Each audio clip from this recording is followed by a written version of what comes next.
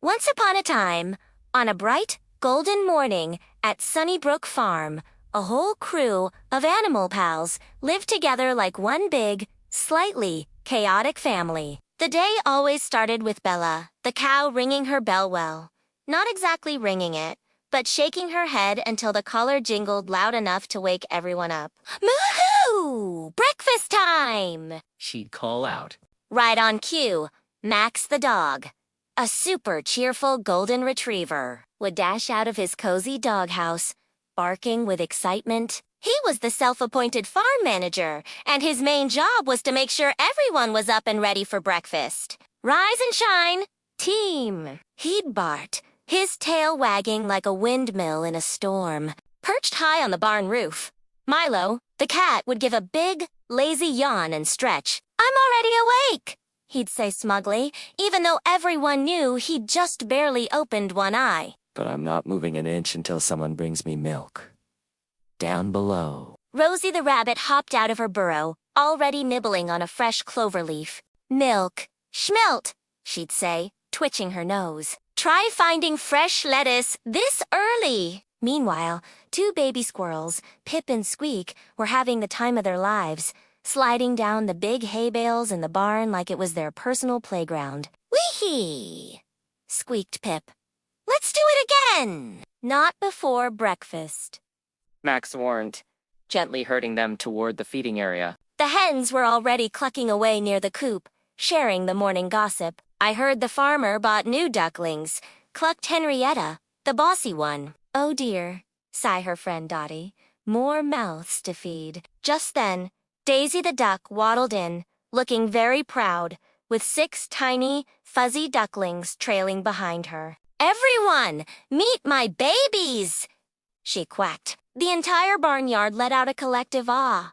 Even Milo the cat started purring softly, though he pretended it was just because the sun was warm, not because he was actually touched by the cute sight. After breakfast, the real fun and trouble began. It always did when the animals got a little too creative. Rosie the rabbit had a brilliant idea. "Let's explore the meadow beyond the fence today," she announced.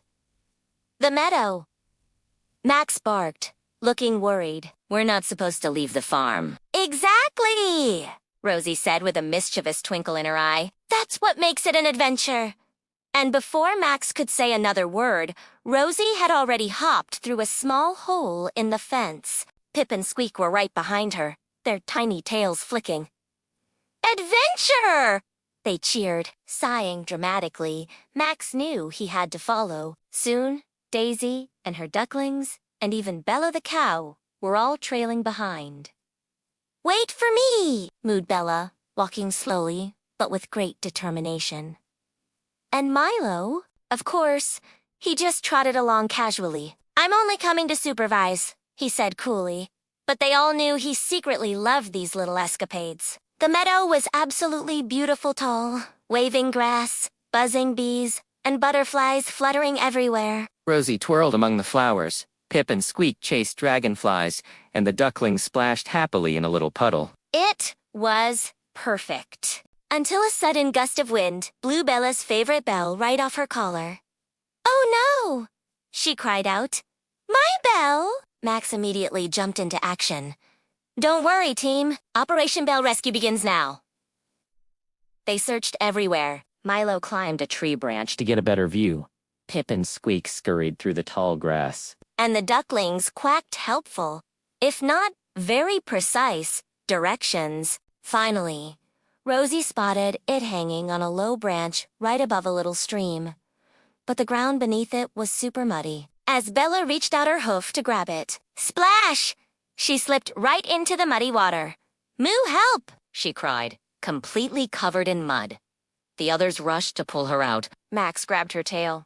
Milo helped steady her head, and the ducklings, well, they just laughed and splashed in the mud alongside her. After a few slippery attempts, they finally managed to pull Bella out. She was muddy from head to hoof, but she was safe and her precious bell was back where it belonged. By the time the muddy crew trudged back to Sunnybrook Farm, the sky had turned a beautiful pink and orange. The farmer was waiting for them at the gate, a warm smile on his face. "Looks like you've all had quite the day," he chuckled, gently wiping a bit of mud off Bella's nose. That night, all the animals gathered in the barn, tired but very happy. Rosie curled up beside Max. The ducklings snuggled cozily under Daisy's wings. And even Milo rested his head on Bella's soft hay bale. "You know," Milo purred softly, "for a bunch of rule breakers, we make a pretty good team." Max wagged his tail slowly. "The best team!"